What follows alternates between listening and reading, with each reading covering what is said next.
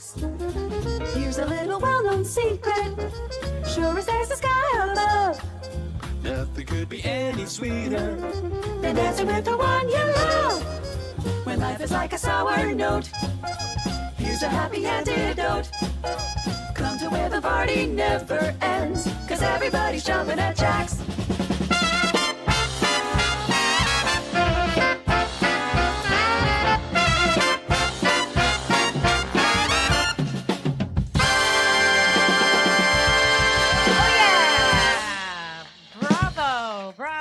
To that video. Hi, everybody. Welcome to Campus JAX. Any first-timers here tonight? All right. Welcome. We're so happy you're here. As musicians and artists, we love you, especially when you pay to come see us play. So thank you so much for being here. No, truly, it's what keeps us alive. So we're glad you're here. There is a lot going on at Campus JAX. There is music here 6 nights a week. I'm going to tell you about a little bit of it. Mainly, we're going to focus on jazz because that's our Thursday Steamers JAX at Jazz situation. There is something called the Jazz Pass. Do you know what this is? Anybody here have a Jazz Pass? Yes, yes. You can find out more information on the website, campusjax.com. But basically, you buy a bunch of the shows, and then you get a couple for free or one for free, depending on how many you purchase. Jack can explain this so much better than me. But it is some savings, and you're supporting us, and it's just a really fun, beautiful way to spend all your Thursdays, basically, and some Tuesdays. And Fridays or Sundays also. Usually when I ask somebody, do you want to come hear some jazz, they say pass. So that's what I thought it was. Oh, yeah. But no, now I get it. it's not the same It's a great thing. idea. There's a whole different That's kind a of great idea. passing Yeah. on the jazz. This is a different kind of jazz pass. I have been told that there was a Neil Diamond show coming up. It's not actually Neil, but it's a tribute band. And it sold out. Wow. And so they added another one. So now there's another one. If you want to go, it's on a Friday night. Check out the website for tickets. Unfortunately, you have missed the window for July Jazz Pass, but August is wide open. So a lot going on in August for the Jazz Pass. Tony Guerrero is going to be here again on August, I don't know, I can't even see it, 6th, I think. Just look it up. But in July, you can still get tickets to these shows without a Jazz Pass, a pass to the jazz. And those shows... If you decide to pass on the Jazz Pass. Don't. Right. Like, don't pass on the Jazz Pass. Roberto Gambarini and Tamir Hendelman, they're kind of a big deal. Or they're both big deals, I guess. They are going to be here Tuesday, July 21st. Shortly after that, Thursday, July 23rd, April Varner, young, extremely lovely talent from New York, is going to be here. I want to tell you, though, a little bit about July 16th. That is 2 weeks from tonight. Hey, we have a time limit up here. Oh, I'm getting to it. Don't you worry. Matt Johnson, over here, he's on the drums. Give us a little wave. I was going to say wave, but that was much better. Matt Johnson and the new Jet Set, which features songs from the Disney Songbook, is going to be here. This is one of my favorite shows. I have been to all of them. And I love them so much. I'm a total groupie. Normally, Adrienne De Leon, who is also one of my absolute favorite female vocalists, sings with them. However, she can't be there on the 16th, and so I get to do it. So I'm really thrilled. It's very nostalgic. I grew up in Anaheim, which is Disneyland. And the beautiful part is, tickets are on sale. They can open their phones right now and purchase tickets for July 16th. July 16th, 2 weeks from tonight. I don't know who that is, but we're going to be here on July 16th. Do I look bored right now? Are you bored? No, go ahead. Okay. This is exciting. Thursday nights are typically reserved for exceptional world-class jazz music and musicians, which is why you're here tonight. And tonight is no different. We are featuring this talented group of fellas starring right there in the middle, Senor Tony Guerrero. Welcome him now to the stage. Please play us some songs. Thanks, guys. Thank you very much for being here tonight. Thank you, Crystal. So tonight, as advertised, is a little show we're calling Tunes and Tales. And this is the second night we've done this. And the reason I wanted to do this the original time was because there's so many great older artists that sometimes get forgotten about or haven't been introduced to an audience. Like, you know, everybody knows Ella Fitzgerald and Louis Armstrong and you know, Frank Sinatra. Like, everybody knows those names. But there's a lot of great jazz players and musicians and legendary artists that sometimes get forgotten by the general public. And so this is our chance to kind of pay tribute to some of them and some of the songs that made them famous. And that's what we're going to do tonight. And we're going to open up with a song that was recorded by a cornet player. So this is a cornet. This particular instrument is about 75 years old. And not quite. And there was a young trumpet player who was born in Davenport, Iowa, named Bix Beiderbecke. And he was born right around the turn of the century, only lived to be about 28 years old, but came to prominence right around the same time as a young Louis Armstrong and was noted for his very lyrical, expressive way of playing and was one of the early legends and unfortunately had a troubled life and didn't live very long. But we'd like to open with Baby Won't You Please Come Home as a little tribute to Bix Beiderbecke.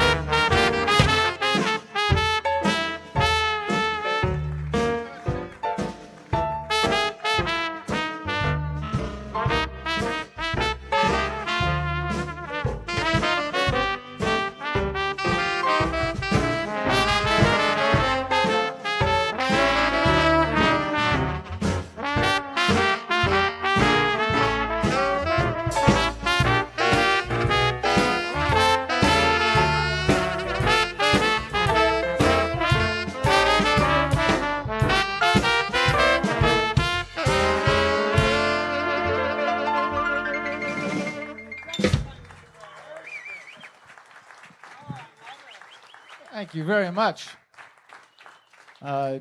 Tim, you got that one photo I asked you for? I found out today about Bix Beiderbecke, that if you were interested, that's Bix back there. But did we lose Tim? There he is.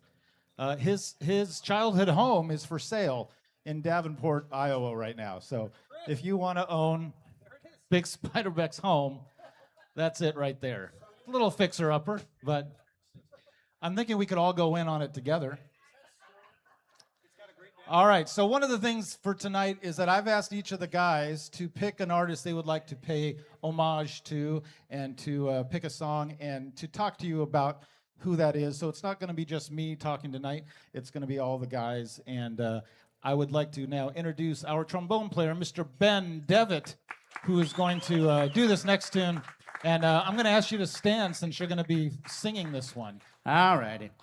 Well, folks, I chose some tunes by Jack Teagarden, and part of the reason for that is because he actually had very short arms, which resonates with me. He had such short arms that he actually started playing a lot more lyrically than trombonists at the time. They had been doing a lot of the tailgating stuff, but he opted for a lot shorter stuff. So he was known for playing a lot more lyrical and quick music than most of the trombones, which pulled him out of the rhythm section, because at the time he'd sort of been functioning as a comping musician, playing just a couple of chord tones at a time, and became more of a soloist, which is kind of great. And also, at the time, he was born in 1905 in Texas, and he moved to New York around 1940. He actually was one of the few musicians at the time who was willing to work with and cross the lines into the bands with the colored bands and the white bands, and there was still a lot of segregation at the time. So he was one of the pioneers that was willing to cross the lines, and he played with, it didn't really matter who he played with. And so because he had such a soulful voice, and he was a soloist as a trombonist, and he was willing to play with everyone, he kind of became a favorite. And he actually recorded a lot with Bix Beiderbecke and with, who was it? And who is it? There's this guy, Louis Armstrong, yeah. A little bit of he actually became very close friends with Louis Armstrong, and he wrote a couple of songs, and they were lifelong friends after about 1940 when they met, and he joined into their band, into Louis' all-star band. And so he wrote some songs, and he sang some songs, he played some trombone, and I'm going to now sing a song called Meet Me Where They Play the Blues that he wrote, and it's sort of an homage to how you feel when you're brokenhearted and sad, like what do you do? Where do you go? So this is Meet Me Where You Play Where They Play the Blues by Jack Teagarden. Let's see how it goes. Old Ben Short Arms Devitt right here.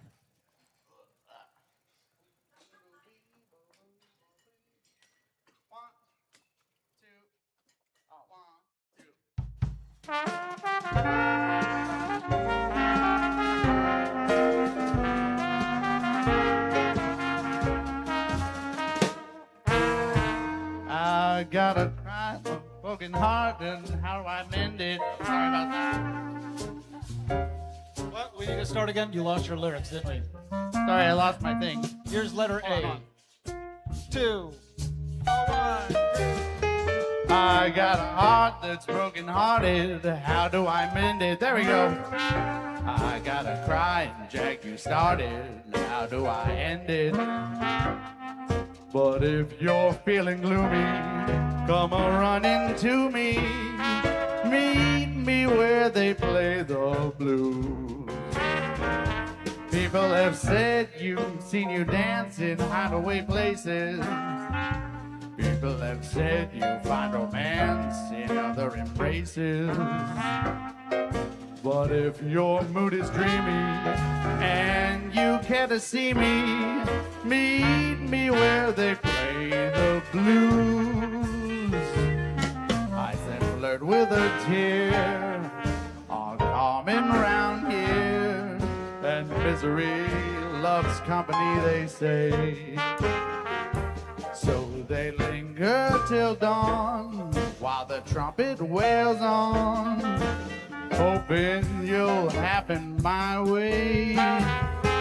I'm getting tired of sipping wine and watching it bubble. How did our dreams go down the line and wind up in trouble? But honey, if you're learning, there's a love still burning. Meet me where they play the blues.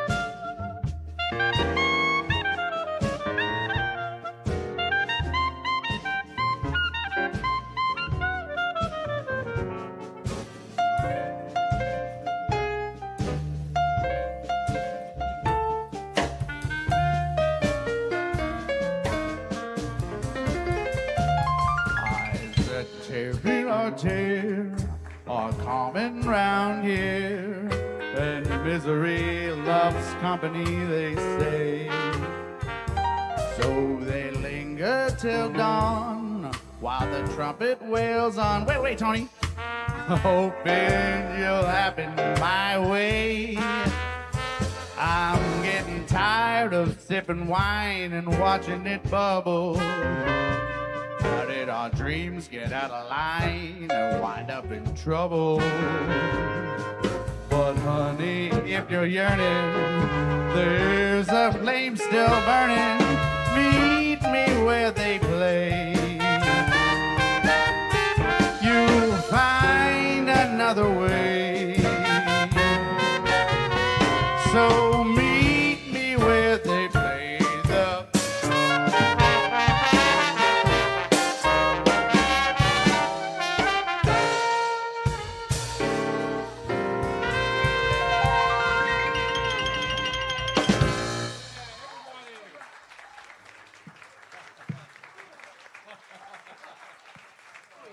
Ben Devitt, Gold Jack Teagarden song. I'd like to introduce you now to our woodwind specialist for the evening. Please say hello to Mr. Jason Fabus to introduce this next tune. Let's get him the microphone here.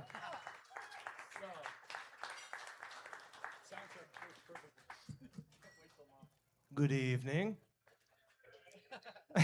It's great to see some new folks out here too. People keep figuring out about this place, which is a cool thing. And so, yeah, thank you and welcome to our newcomers. The story that I'm going to say for this one is actually a little bit more about myself, if you don't mind, guys. They probably don't know this, but truth be told, when I studied saxophone way back when, it was in the University of Minnesota in Minneapolis, and it was entirely a classical degree, no jazz. I studied with the great Eugene Rousseau, and when I first got to that school, I didn't know a thing about classical saxophone. I thought I knew a few things about jazz, but that was also not true. And after the 4.5 years, I finally got an appreciation for the saxophone as a whole. Eugene Rousseau was an amazing teacher. He studied with the great Marcel Mule, widely regarded as the best saxophone player of all time from Paris, France. And a lot of saxophone players studied classically. You weren't doing jazz lessons. You learned jazz in the jazz clubs.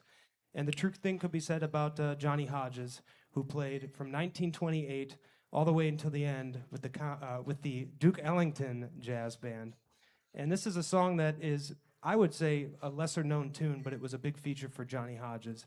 And for me, it allows me to, I guess, go more into my classical mode. All I'm going to do on this one is play the beautiful melody, and then we'll let Chris Dawson take a solo. And that's how we'll do it. Right on. Enjoy this. This one is written by the great Billy Strayhorn for the Duke Ellington Orchestra. It's called A Flower is a Lovesome Thing. I don't even have to sing it.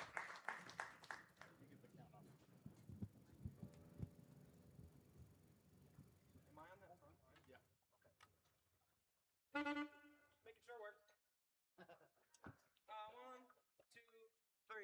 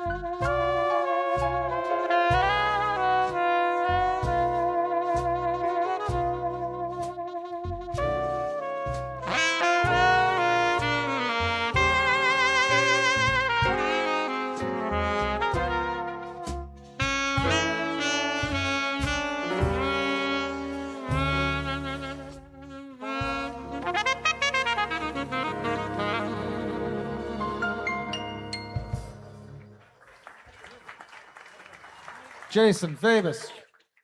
A Flower is a Lovesome Thing by the great Billy Strayhorn, Johnny Hodges recording. All right, I'm going to turn it over now to our good friend on the drums back there. Please say hello to Mr. Matt Johnson.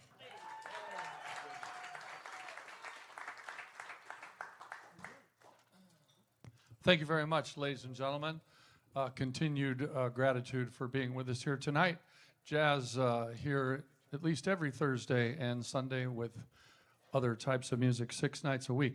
The mandate from Tony was a song with a drum solo, and that was actually his original mandate from when we played the last version of Tales and Tunes and Tales. And this song was a song that I just had recently become aware of because I was invited to learn it for another act that I was working with. And it was, I don't know if he wrote it, but it featured drummer William Randolph Cole, more formally known as Cozy Cole. And he was born in 1909. He was an American jazz drummer who worked with Cap Calloway and Louis Armstrong, amongst many, many others, and he led groups of his own. The song Topsy was written by Edgar Battle and Eddie Durham and was first recorded by Count Basie and his orchestra in 1937. It became a #1 pop hit for Benny Goodman in 1938. In 1958, drummer Cozy Cole recorded it and issued it as a 2-part single. The A-side, Topsy 1, reached number 27 on the Billboard Hot 100. It's so funny thinking of old-timey jazz tunes on the Billboard Hot 100, but it made it all the way to 27, and the B-side, Topsy Part 2, reached number 3 on the Hot 100, and the #1 song on the Billboard Rhythm and Blues chart, where it stayed there for 6 weeks. I was drawn to this song because of its really cool kind of Gene Krupa tom-tom kind of groove.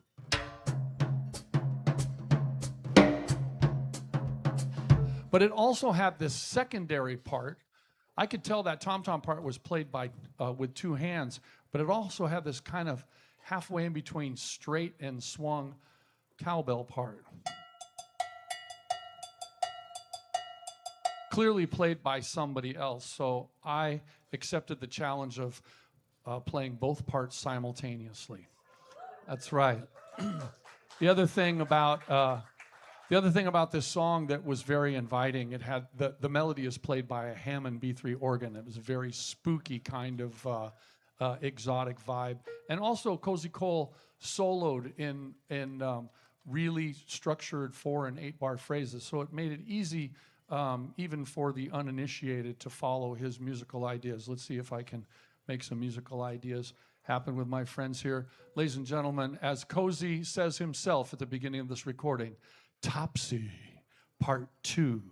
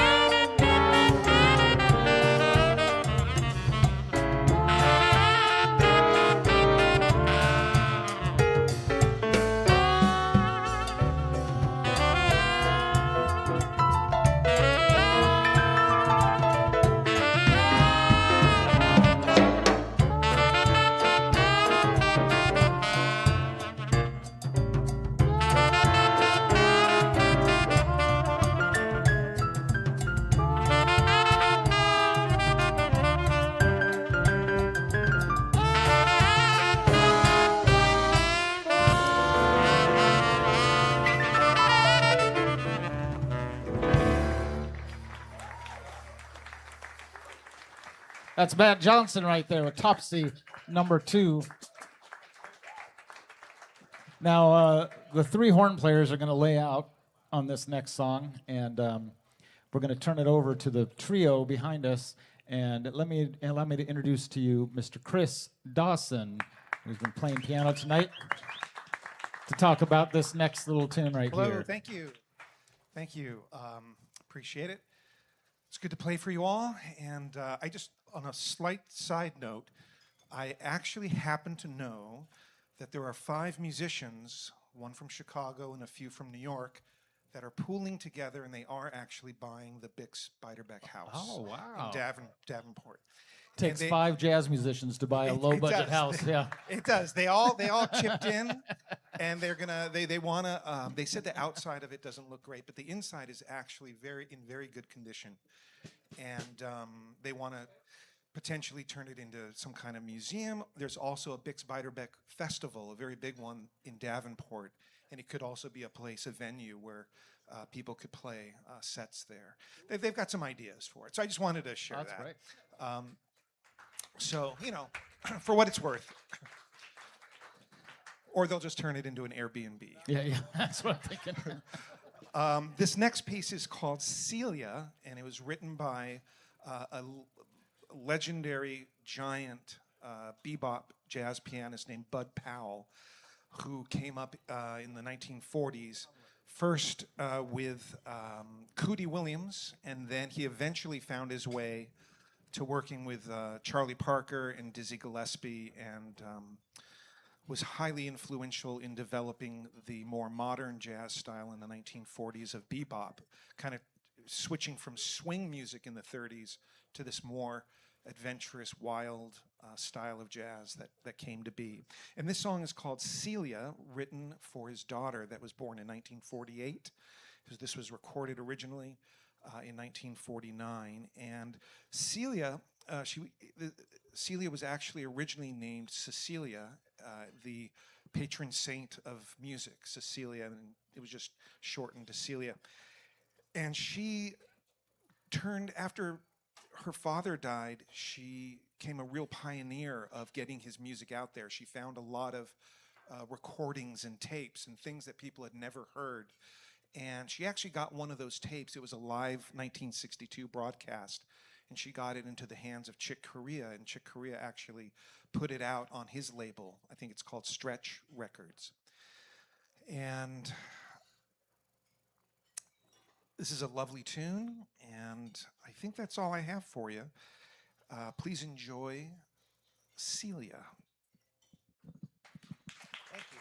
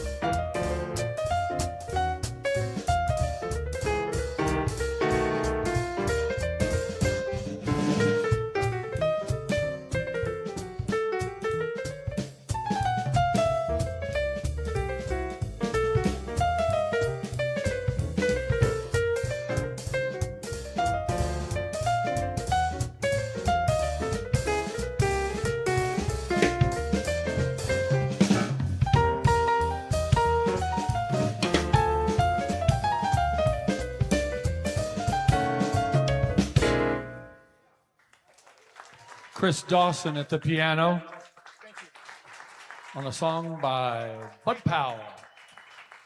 Ceiling. Welcome back to the stage, Tony Guerrero, Jason Fabus, Ben Devitt. Chris Dawson. And we've introduced everybody tonight except our bass player. Please say hello to Mr. David Miller. Right now, folks, you will hear from David soon, but right now we are entering our Fats Waller rock block. We've got 3 tunes we'd like to do from Fats Waller. One of them you may be familiar with. 2 of them you most assuredly will not be familiar with. So let me give a little story. So Fats Waller, first of all, not an unknown name, to be sure. I mean, he's one of the greatest songwriters of this era. I don't think he lived to be 40. I think he was maybe 39 when he passed in 1943. But he wrote some of the all-time great classics like Ain't Misbehavin', Honeysuckle Rose. What are some other ones he wrote? He wrote a lot. And there's one particular song, an instrumental of his, that we're going to do right now, and this is a song that he recorded in 1942. Now, when you're in a recording session, well, let me backtrack a little bit. So I have a dear friend in New York, and she called me one day, and she said, "Hey, Tony, my husband his family has this box of handwritten music from somebody named Fats Waller. And we're thinking maybe we should try to sell it or something." And I said, "Well, what's on it?"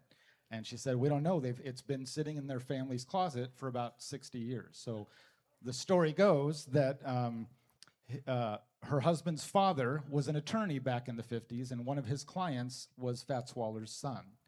And Fats, who had died in 43, and so in the 1950s, his son needed legal help and couldn't pay his bills, so he gave him a box of his dad's music. Put it in a closet, and that's where it sat for the next 60 years or so. And so I said, "Well, please don't sell it until we know what's on it." And so she sent me the box, and in it were 143 sheets of music. And I spent the next 2 years curating this collection of music. I expected I'd find things I was familiar with, but there wasn't a single piece of music in there I had ever heard before. And so I started consulting with Fats Waller experts, of which there are not many alive anymore, but there were a few at the time. This was back in 2012 or so. And there were a few still alive at the time. And so I was sending files around as far as, Florida, Thailand even, like just these people who had been scattered, England, and trying to identify this music. Now, we figured out that most of this collection was from a time when he was writing what he was hoping to be a Broadway musical called Early to Bed. and I believe it had one night on stage, something like that. And this was these were all the sheets of music he was using to write that show. These were his scraps of ideas. And so we were able to identify almost everything in it. There were, however, 2 songs that were unfinished and were not a part of that musical, and none of the experts could identify these. So as far as anybody in the world knows, these were completely unknown Fats Waller melodies. And so we are going to play 2 of those for you tonight. One of them we have played a couple times live, so that doesn't count as a premiere. The other one nobody's ever heard, and I'll explain it as we do that. But the first one we'd like to do is a classic song of his that was a big hit for him called the Jitterbug Waltz. And this particular song, so when you're, this is what I was going to say earlier, when you're in the studio, you know, all the musicians have a piece of music in front of them. Now this song starts off with Fats actually at the organ, not at the piano, playing the melody. But the second time through the song, there's this beautiful alto sax player, I don't know who it was, but he plays the melody for the rest of the song.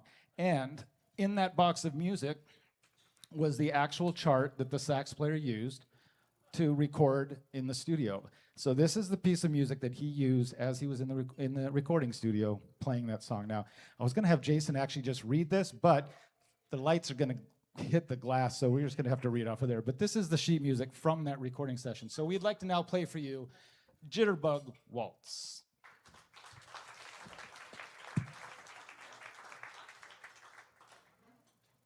One, two, three.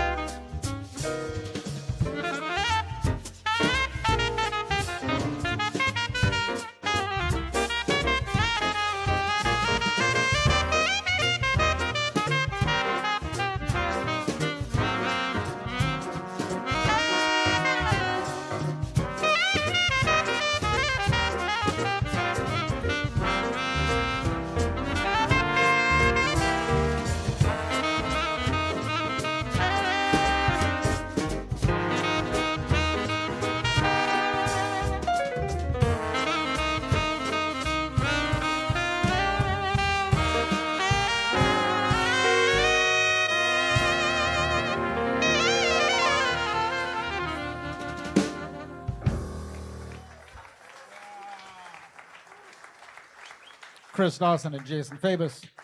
That's Waller's Jitterbug Waltz.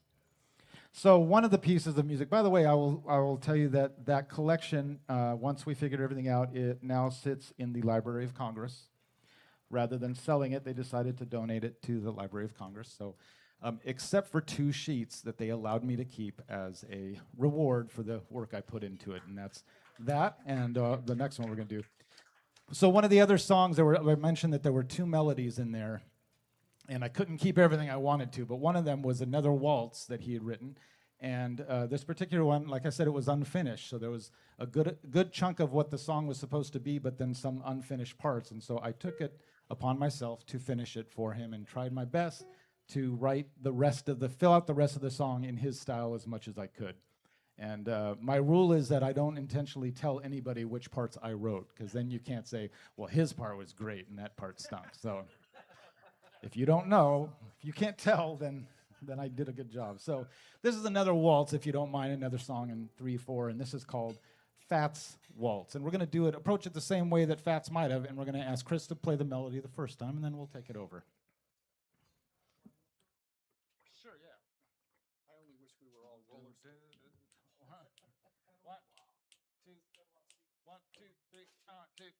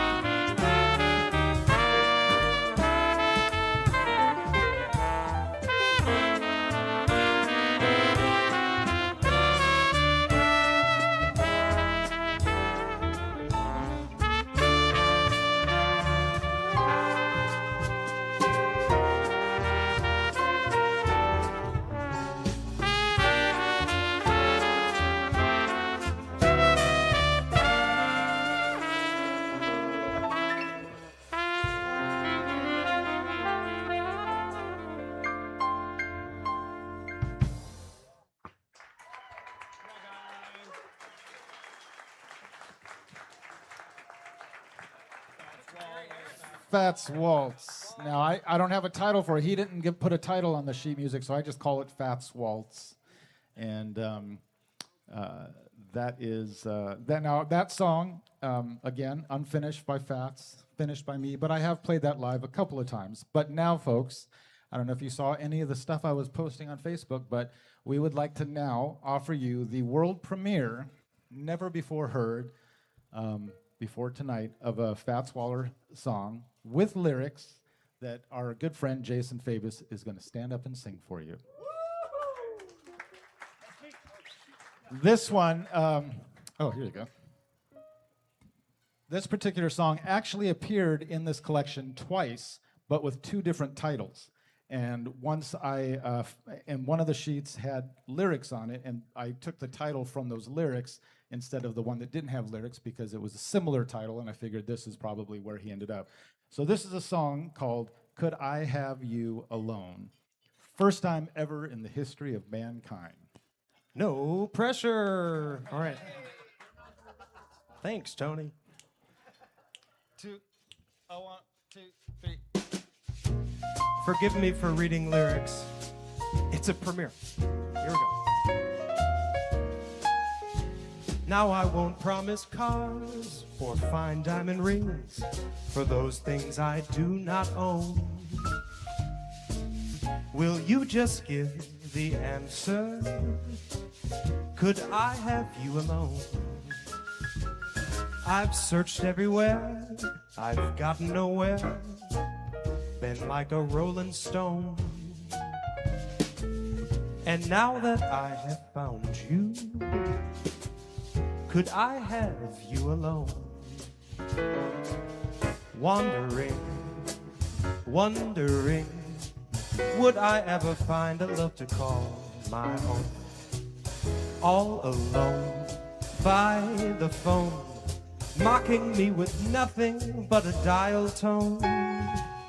Then one lucky day, you came my way, a love that I've never, never known. So now that I have found you, could I have you alone?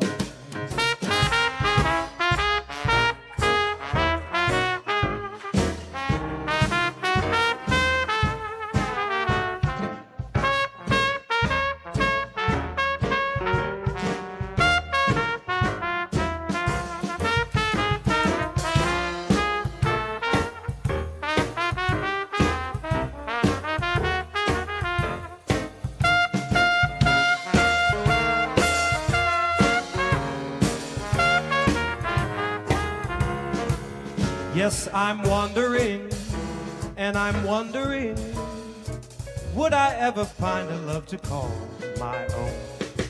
Searching high, looking low, would ever be a love that I could know? Then one lucky day, you came my way, from out of the great unknown. So now that I have found you, could I have you alone? So now that I have found you, could I have you alone?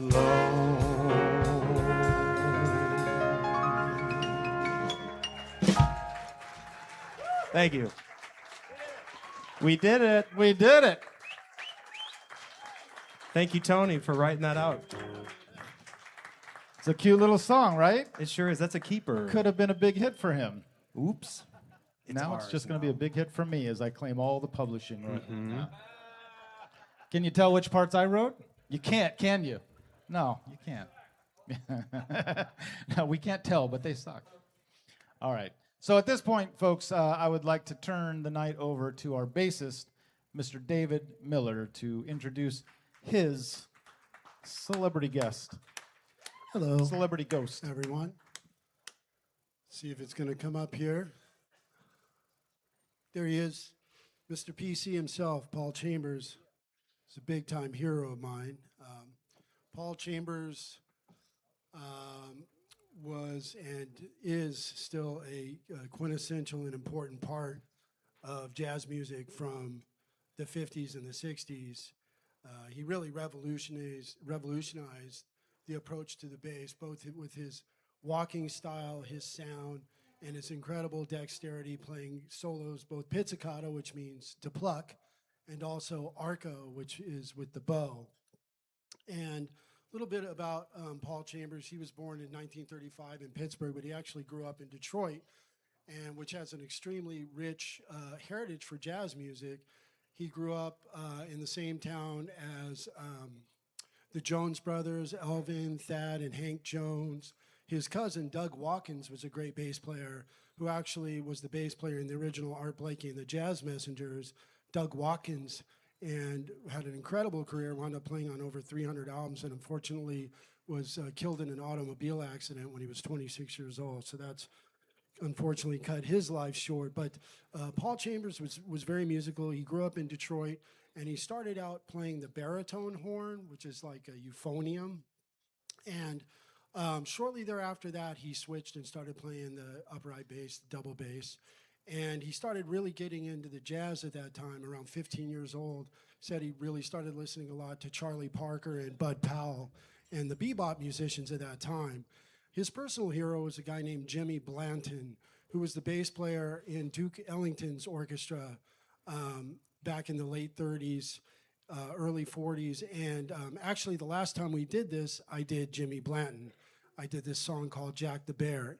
Anyways, he was a big influence on Paul Chambers, and he went to a school called Cass Technical School in Detroit, which just happened to be like this incredible place where these amazing jazz musicians, Kenny Burrell was a classmate of his, Donald Byrd, the great trumpeter, was also a classmate of his.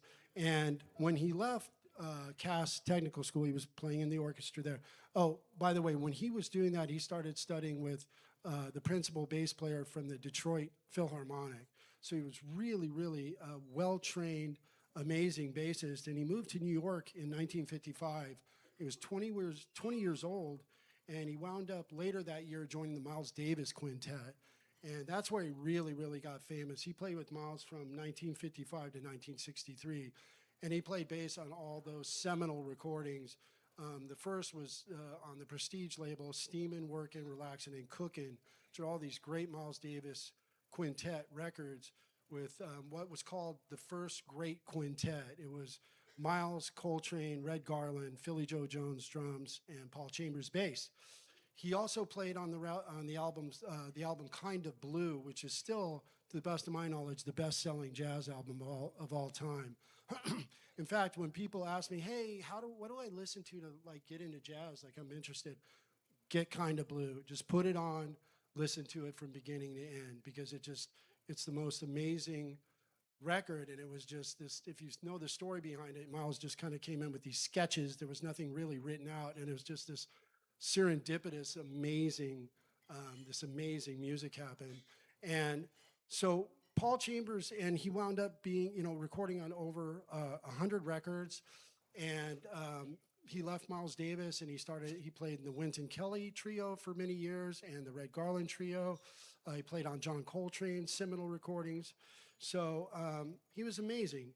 And later on in his life, as the musical taste changed, he didn't want to play electric bass. He didn't really want to change what he was doing, and it was so hip and beautiful, he shouldn't have felt the need to. But unfortunately, he kind of fell into, not the best times at the end of his life. And he died pretty young when he was 33 years old of tuberculosis.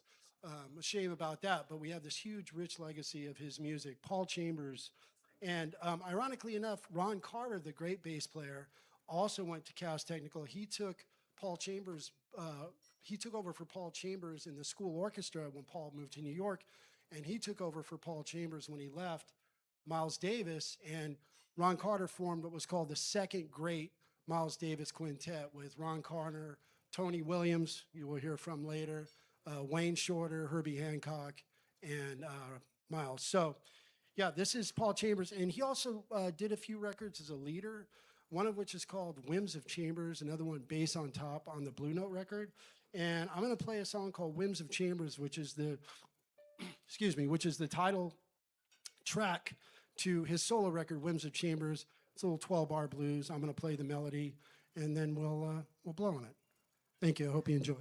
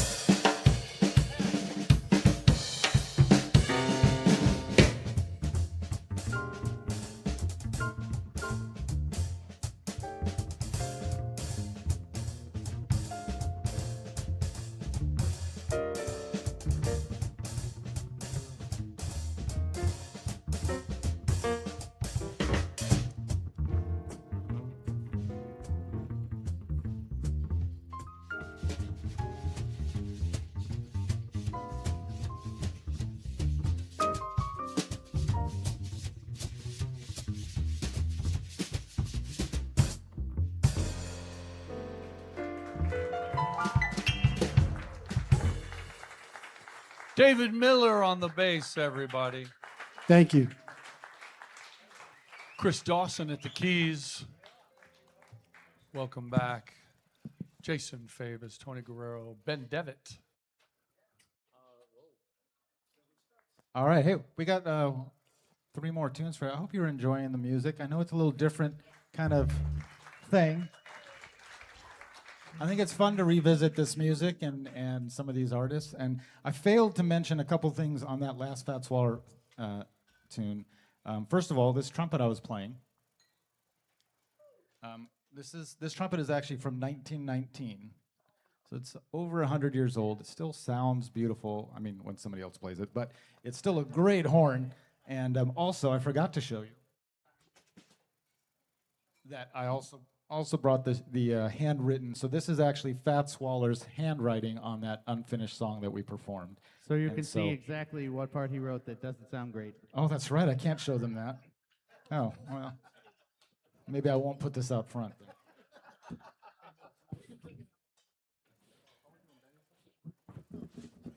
So you're free to come check those out afterward. Not check out like library check out, like take it home, but you're free to come up and look at them.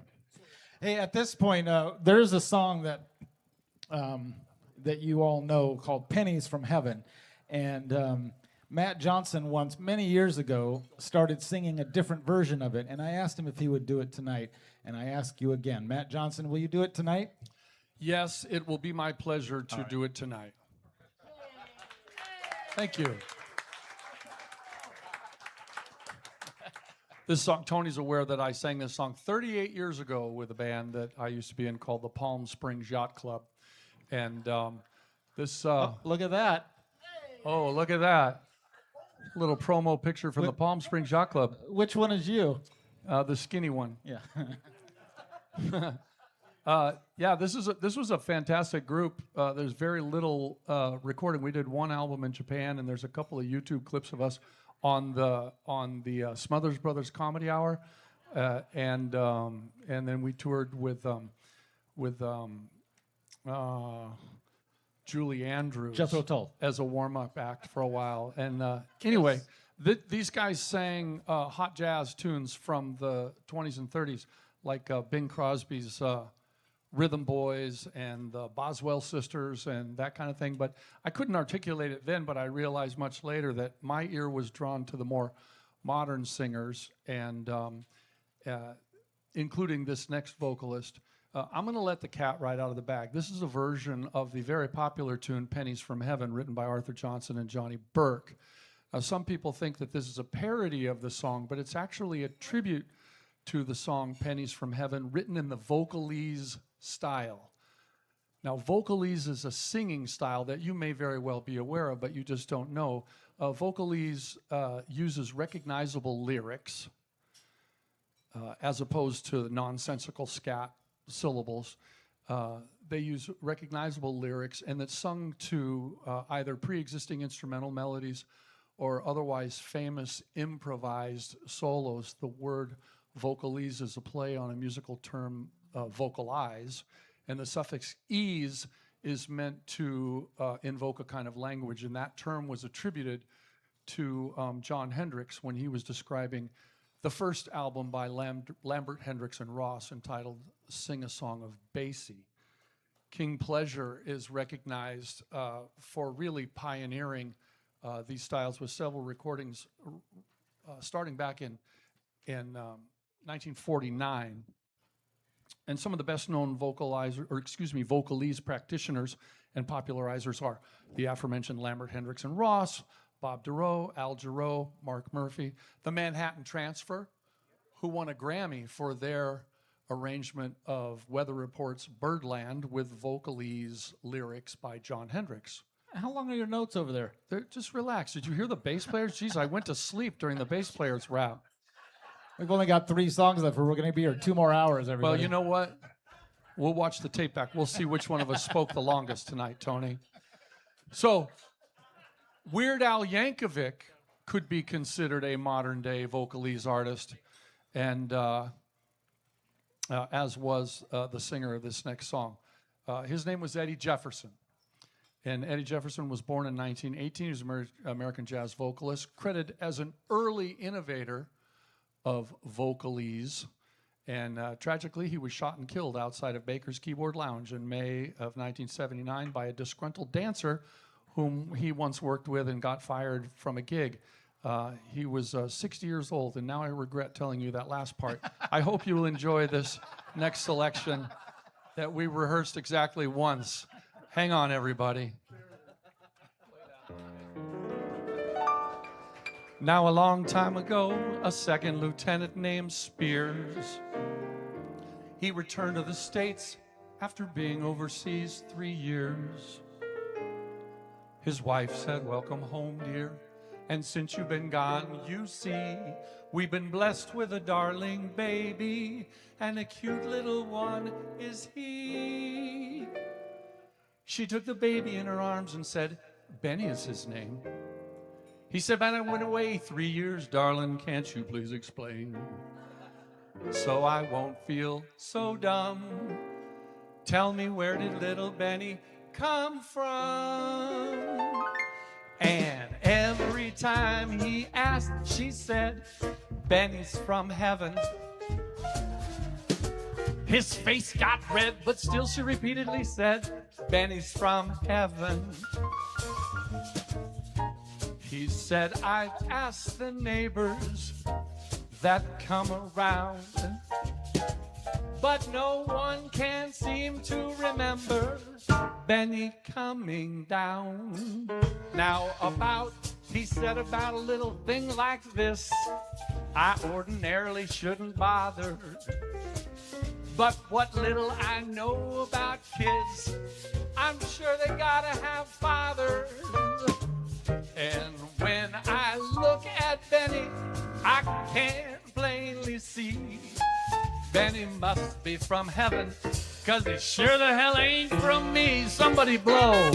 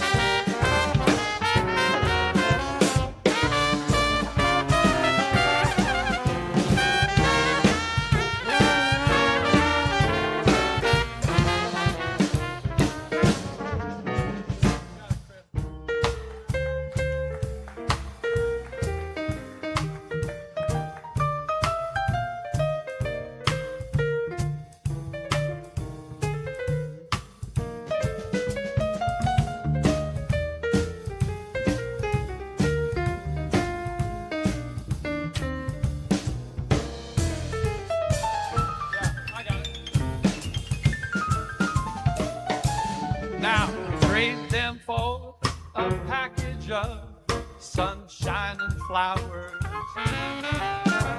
If you want the thing you love, you gotta have showers.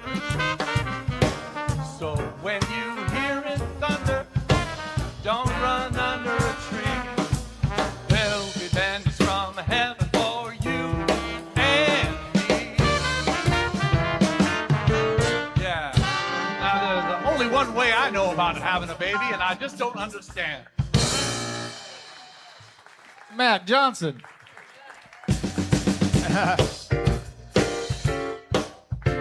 Benny's from heaven. That leads us to another song Matt's going to lead out on that also has the word heaven in the title. Take it away, Matt. Well, back to Tony's original mandate to have a song with a drum solo. And he said, do you know any songs that have like a famous drum solo? And this one struck me because it was a tune that I had fun playing when I was in college, but it's got drum breaks in the melody, in what we call the head. The melody part, the part you sing to, it's got drum breaks in it. Anyway, the drummer on this was Tony Williams. And Tony Williams is a fantastic legend of the American drum set. And he was born, I don't know when he was born. Anyway, I thought I had that here. But anyway, Tony Williams was born in Chicago, and he grew up in Boston. He studied with the famous drumming Yoda, Alan Dawson. And he began playing professionally at age 11. And at age 13, he began working with saxophonist Sam Rivers. And by 16, with Jackie McLean. And in 1962, at the ripe old age of 17, he famously joined Miles Davis in what would later be dubbed the second great quintet, with saxophonist Wayne Shorter, pianist Herbie Hancock, and bassist Ron Carter. He was an influential drummer who lived and worked right at the historic crossroads, important historic crossroads of modern jazz and what would eventually be called fusion. I was going to list some of his collaborators, but there's just too many. I counted over 85 albums that he recorded. Didn't just appear on them. He recorded 85 full albums, and with a modest 8 tracks per album, that's nearly 700 songs that he appears on. So I'm going to try and play like a 17-year-old here on this famous jazz standard called 7 Steps to Heaven.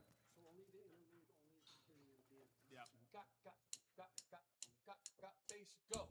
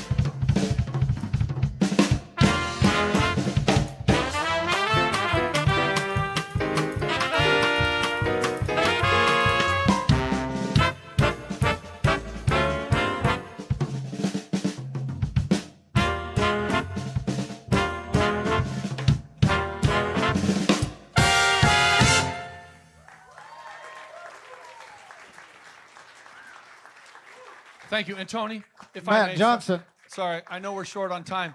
I don't know if she got the proper introduction here, but the woman who introduced us was, of course, 3-time Grammy nominated and 4-time American Gospel Association Dove Award recipient, Crystal Lewis, who will be here with my band in 2 weeks. So please come back and hear Swingin' the Disney Songbook. Thank you. Now back to our regular program. To close off the night, we would like to do a song that I'm going to ask Ben to sing with me. That's right, with me. I'm going to sing. I didn't say it's going to be good. I think Jason should stand up too. We should end the night standing. You know, I don't. We just sat down tonight. It felt like sitting down, so I'm not sure why. But we're going to stand up for this last one. But this particular song is a classic old song. Now Ben had already brought up the great Jack Teagarden, and he mentioned how Jack and Louis Armstrong had a terrific relationship over the years, and they performed together many times. This was probably the classic song that Jack and Louis Armstrong would sing together.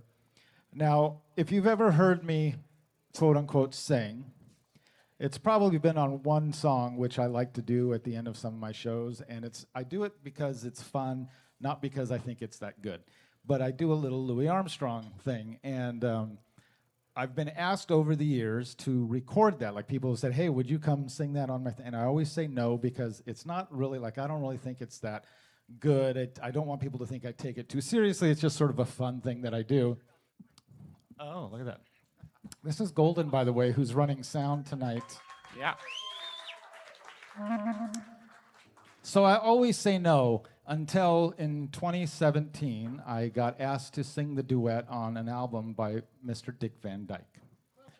And I said, absolutely, I am not going to say no to that. Is there a photo? Well, I think we have a photo of both Jack and Louis together. Wait, do we have a photo? Have we lost contact with Houston?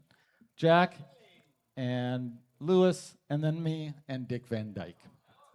So if you ever want to hear that recording, that one is, and I also thought this would be fun. I'm going to play this for you too. I'm just going to play a little voicemail that I saved, that when Dick Van Dyke calls you and you hear his voice on the phone, like, what a cool thing. Oh, whoops, I think I just called him by accident. That was not what I meant to do. Well, there's no way he's up, so go ahead. Yeah.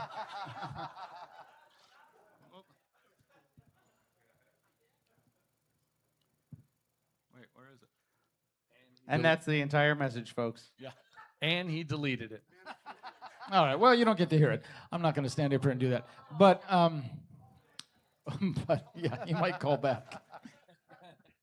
Anyways, I got to record this with him. It's on his album. If you look on all the streaming and YouTube, whatever, it's up there, and it's Dick Van Dyke, Old Rockin' Chair. And I'm going to ask Ben to do the Jack Teagarden part, and I'm going to do the Tony Guerrero part from the Dick Van Dyke recording. Yeah. 1, 2, 3.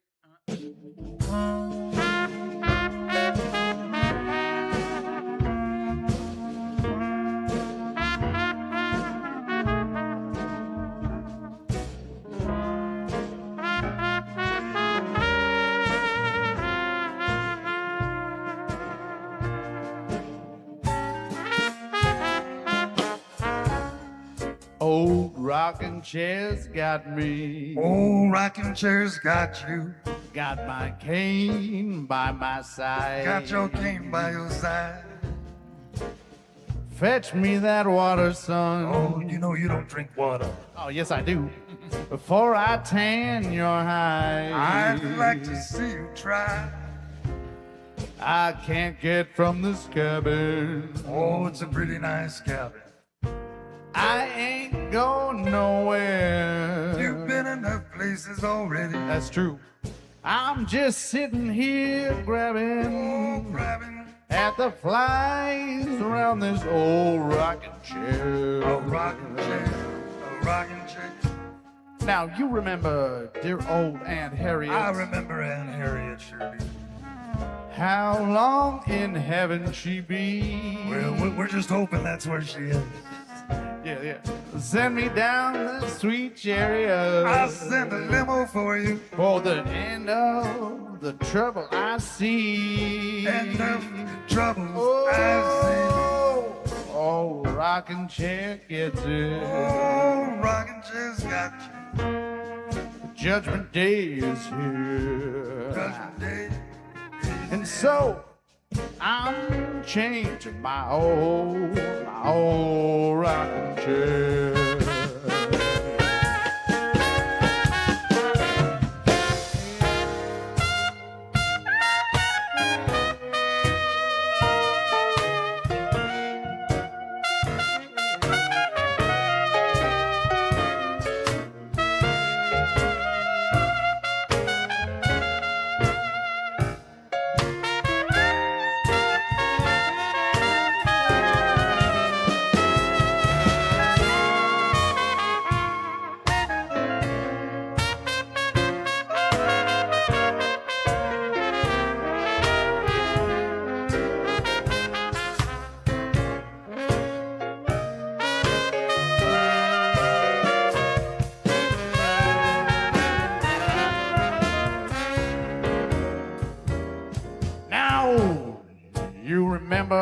Dear old Aunt Harriet. I think the whole band remembers Aunt Oh Harriet. yeah, we sure do. Way up in heaven she be.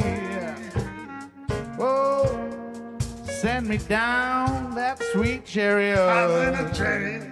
For the end of the trouble I see. End of the trouble I Oh, rocking chair gets see. it. Rocking chair's got you. Got the judgment day. Judgment Day is here. Judgment Day is here. And so I'm chained to my old rocking chair.